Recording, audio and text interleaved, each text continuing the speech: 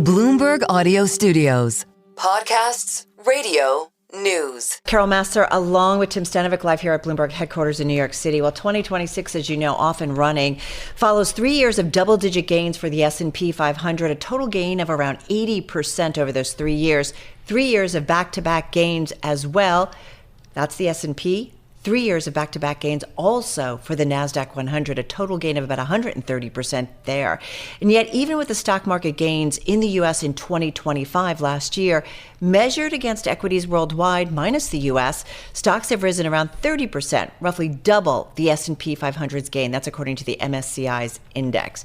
Here to talk about 2026, the economy, investment ideas. Great to have back with us the founder, CEO, and CIO of ARK Invest, Cathie Wood. She joins us from St. Petersburg, Florida. Cathie, great to have you here. Happy New Year.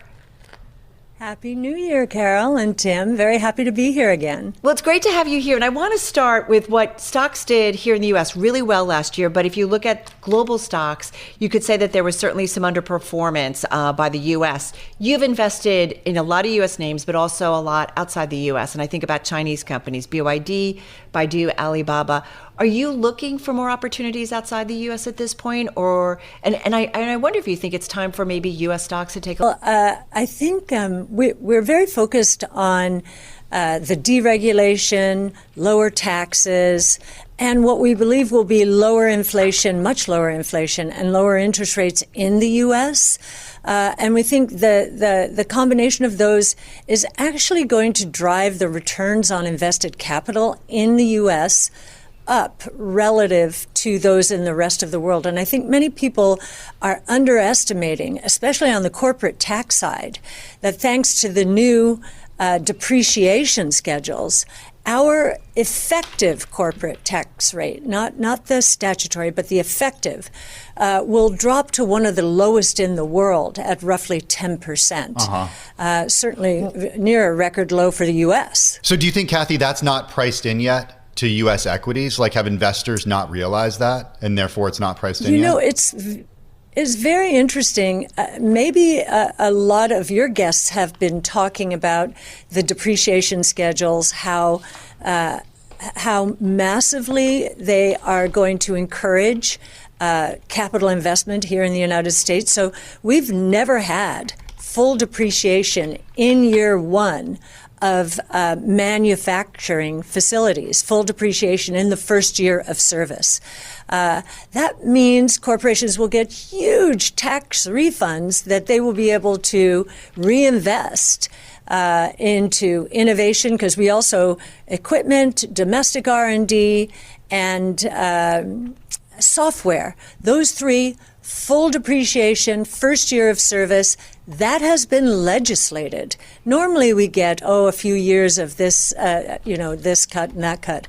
But that has been legislated. Now it's all the time. So we don't think people understand how profound some of these tax changes are. So what does that mean for something like the AI trade specifically, Cathie, where I think people are worried about pockets of it with being in a bit of a bubble? Does it benefit everyone who is somehow associated, whether it's the chip companies, whether it's the energy companies? Do you see the benefits playing out there and giving it more room to move to the upside? Absolutely. Absolutely. I mean, we're having huge build outs of data centers and power facilities. All of that, all of those depreciation schedules will apply to this boom in investment and contribute to it. So, yes. In fact, Carol, please. I was just going to say, many people think we're in a bubble. And yes, the data center spending last year was about $500 billion. And you can see all of this in our Big Ideas report. We just released it yesterday. And thank you, Bloomberg, for featuring it. But $500 billion is a 2.5 times increase from where it had been trending for years. So big increase, no doubt about it.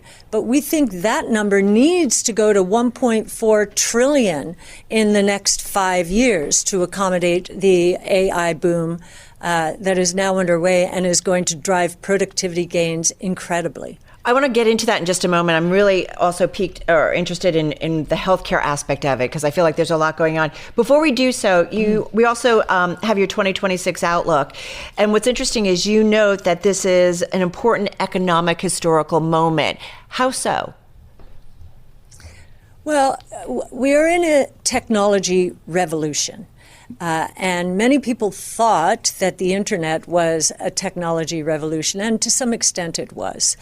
But today, instead of just one major platform evolving, we have 5. So robotics, energy storage, AI, blockchain technology, and multi-omic sequencing in the life science space, which we believe is the most profound application of AI, healthcare. And so this boom, if you look back at the railroad boom, the amount of investment that we saw back then was about 6% of GDP at its peak, 5 to 6%. The internet boom was more like the auto boom in the early 1900s.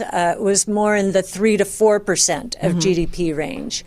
We believe this 5 platform innovation strategy or boom is going to move to 12% of GDP. And we do believe also that productivity growth will accelerate to the 4 to 6% range and be sustained there. Normally we see a cyclical peak around there and then it falls back. We think it will be sustained, and we think that by the end of this decade, real GDP growth could be averaging more than 7% per year. Wow. And I know that sounds shocking, given that we've been at 3% for 125 years. But it is the history associated with technology revolutions, a step change up in GDP growth. The productivity increase, the GDP growth that you are forecasting as a result of these disruptive technologies, to what extent is that the result of fewer people doing more? My question is about job losses as a result of this technology, because if everything that investors are betting on when it comes to this AI revolution comes true, it means that companies aren't going to need as many people to do a lot more. What does that look like? Well, GDP growth at 7% plus per year tells you there's going to be a lot of economic activity, more economic activity from a sustained growth point of view than we've seen in quite some time. The history of technology is it's a net job creator. In the early 90s, when developers were evolving the internet, we could not have imagined Uber or Airbnb back then. And I think the same is true now. We cannot imagine the kinds of jobs that are going to exist in the future.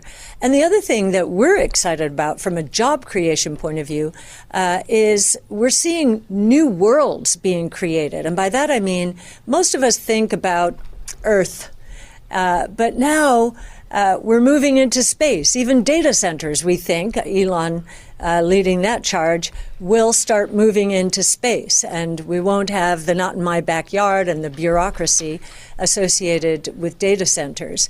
There's going to be huge job creation around the space exploration and all of the opportunities out there. And then the other one, and you'll find this in our digital assets section of Big Ideas, is the digital world, immutable private property rights. We know from economic history the best way to lift people and countries out of poverty is with private property rights that are immutable. Well, that is now moving into the digital world for the first time, thanks to blockchain technology. So we're not worried about job creation, but for those who are, because there is something happening that I know is concerning to many people, the unemployment rate for 16 to 24-year-olds has moved to 12%. 12%, big increase. And what is that saying? That's saying that entry-level jobs are not being created the way they used to be. To those people, I say, you must have in your mind an idea for a new business, something that frustrates you, an unmet need. Well, now you can go to ChatGPT, you can go to Grok, and you can have an assistant help you build out that business. Just interview for jobs, but also think about new business ideas. I think we're going to see entrepreneurial explosion here. Well, and speaking of entrepreneurial explosion, I think about, how long you have certainly been with Tesla and a backer of Elon Musk, a long time. And I think about, when we first talked and you likened him to Mr. Einstein, Albert Einstein. But I just wonder, Elon at Davos earlier today, and he talked about the car makers' fortunes will be increasingly dependent on humanoid machines. Cathie, how are you modeling this? Into the thesis of Tesla. And is that where the growth is more so than EVs for Tesla going forward? Without a doubt. We've always said Tesla is not an auto company. It is actually the convergence of three of the platforms I mentioned. So robotics, energy storage, and AI. Each one of those technologies, it has its own S-curve. And now they're feeding each other, and we're seeing that in robotaxis. Robotaxis, we believe, will account for 90% of Tesla's valuation by the end of the decade. We're in print at 2,600. That includes nothing for Optimus robots. And we're beginning to understand how quickly Tesla is moving on that front. Why? Because it's the convergence of the same three technologies, robotics, energy storage, and AI.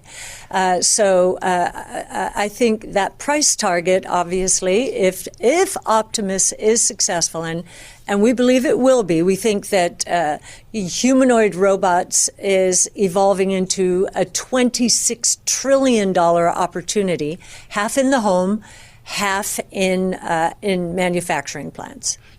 We're speaking with Cathie Wood, CEO and CIO of ARK Invest. Cathie, you mentioned Tesla. We're talking about Tesla, the regulatory environment. Certainly it's a less favorable regulatory environment for Tesla than it was just a few years ago, just 2 years ago, just 1 year ago. You also talked about the Trump administration and the ease of regulations that we're going to see through the Trump administration. You've talked about that with us in the past. I'm wondering, a year into his presidency, what do you still want to see in terms of deregulation? What have you not seen yet that you want to see? Well, I think it's constant chipping away. In his first administration, I think President Trump said for every regulation you put in place, you have to take away two. And so it's a mindset in this administration, and I think we have it. We're seeing amazing deregulation in the healthcare, on the healthcare front. And I don't think many people understand that the FDA has decided that animal testing is no longer necessary for monoclonal antibodies.